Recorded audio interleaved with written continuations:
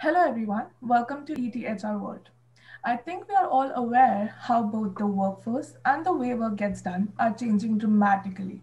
New collaborative and social technologies and applications are already reshaping business operations and providing the resources for a new generation to work in ways that fit more naturally with its digital upbringing. This next generation workforce is clearly different and more varied in ways that they find what they want from work and what they find more engaging and motivating. To give us some deeper insights into what it's like working and keeping in pace with the next gen workforce, we have with us Aarif Aziz, CHRO Diageo India. Arif is an experienced human resources professional with more than 20 years of industry experience. He has focused on facilitating organizational and cultural transformation, leading efforts to build and strengthen talent pipeline and enable success for business during different cycles. Currently, Arif leads the human resources function at Diageo India and is part of its executive committee. At Diageo India, he is focused on developing talent, organizational capability, and strengthening the organizational culture to deliver business outcomes. Welcome, Arif. Thank you, Disha. It's been a pleasure. Thank you for the invite. So, Arif, now that we have established that we are going to be talking all about the next gen workforce and how you have managed to, keep in pace with them, my first question would be that, how according to you do Gen Z employees learn the best? And what has been your experience with these learning technologies so far? I think it's a good question, and there's no perfect answer, but here's what I think. I think any workforce on how they interact, learn, or grow largely depends on the context of the environment we are in, right? If you look at today's environment, there are few forces which are completely changing the context around us. The first one is the advancement in technology. There's more and more technology coming in, and different kinds of, and it's disrupting existing business models, ways of interaction, communication, and all of that. The second is the climate and a lot more consciousness, specifically with the millennials and Gen Zs around, what do we do for the society and how we live responsibly. And also the fact that this generation largely, not everyone, but largely has grown up in an environment where there is a lot more economic prosperity. So the access has been a lot more easier. So what it then does, if you look at these forces and the context, what it does is it basically creates an environment where this generation likes things to be on fingertips, right? They're continuously communicating, social media, various platforms. They are better at working with a community of people versus, say, some of us where there was a lot of focus on individuals.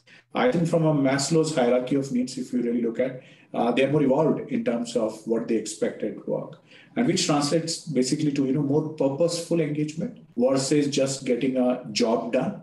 And I think that's one way of they looking at the world. More focused on really understanding and learning through opportunities which are more continuous in nature and also more bite-sized or shorter forms because the attention spans are limited. And also having more flexibility in how they operate, how they learn, do things at convenience versus being forced to do things at a particular time. So I think these are big things. It's a context of how they have been in this world. Learning has to be more purposeful. There has to be a lot more flexibility, and the delivery has to be a lot more, shorter and focused versus longer. So these are some of the things which we are seeing in the coming workforce. Right. I actually agree with you when you say that, millennials and the Gen Z workforce is really used to having everything on the fingertips because we have been so accustomed to technology so far. So, my next question would be how do you think that for a generation that is so used to having everything on their fingertips and having to get things done faster, can you balance their needs, requirements, and innovation in their learning altogether? See, it's an interesting one, and there are many aspects to it, Disha. One is, as an organization, we are dealing with the dynamics of multiple generations at work, right? So you've got to balance the needs of all those generations. The second is you have a workforce which is aspirational. and wants an engagement in a very different way, right? We just talked about more purposeful, more focused on how they grow and how their are growing versus saying, just go and build a skill set. At the same time, you've got to deliver on outcomes. It is not just about people fulfilling their careers, but people fulfilling their careers should lead to business outcomes and success and so on. I think it's not a question of balance because I don't think so that really becomes a challenge.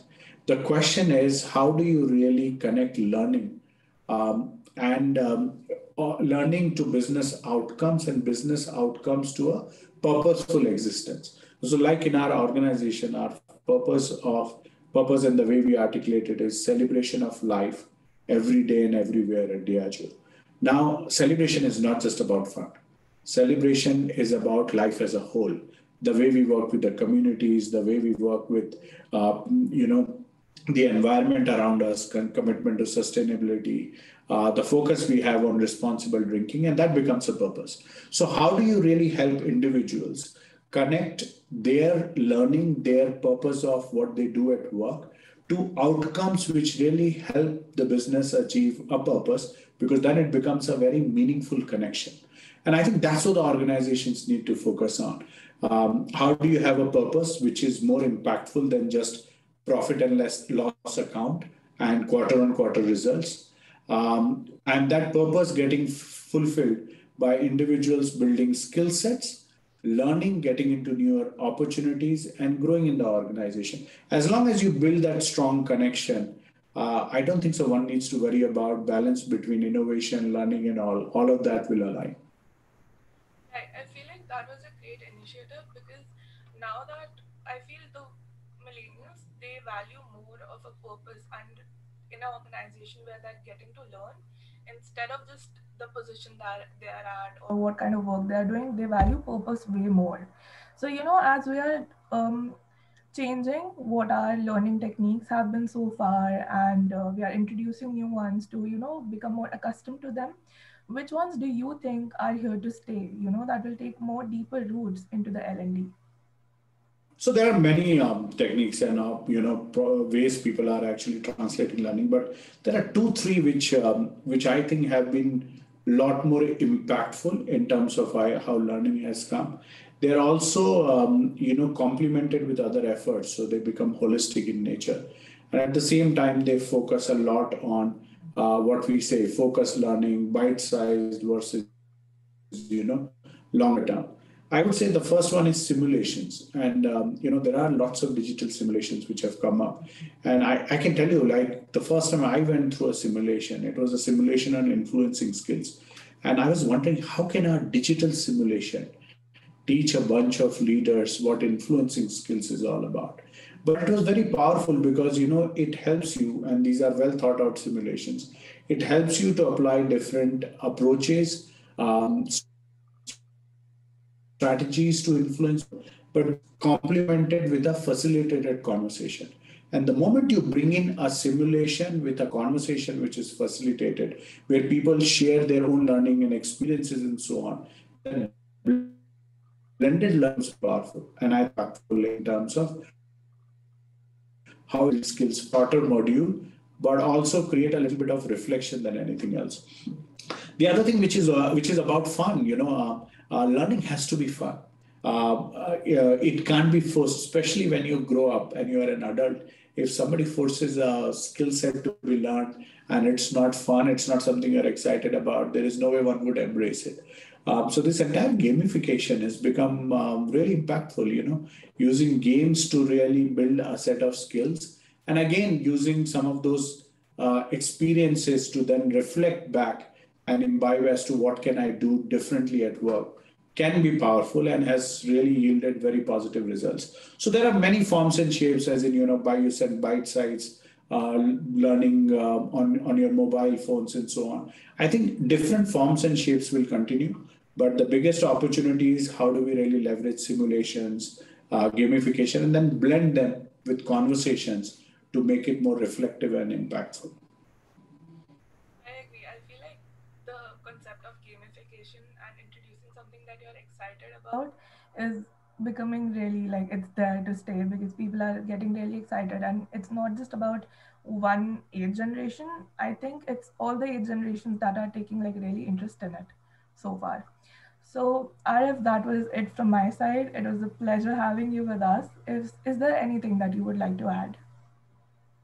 No, likewise, Disha, it's been a pleasure. I would say that as technology evolves, we talked about how the world around us is changing. Different platforms for learning or even HR delivery will continue to evolve. My only suggestions to my fellow HR colleagues would be keep learning.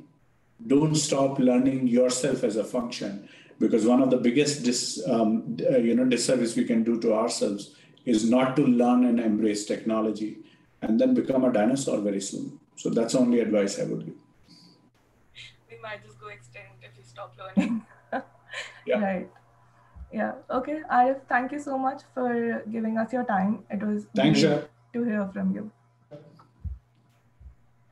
let's stop the recording.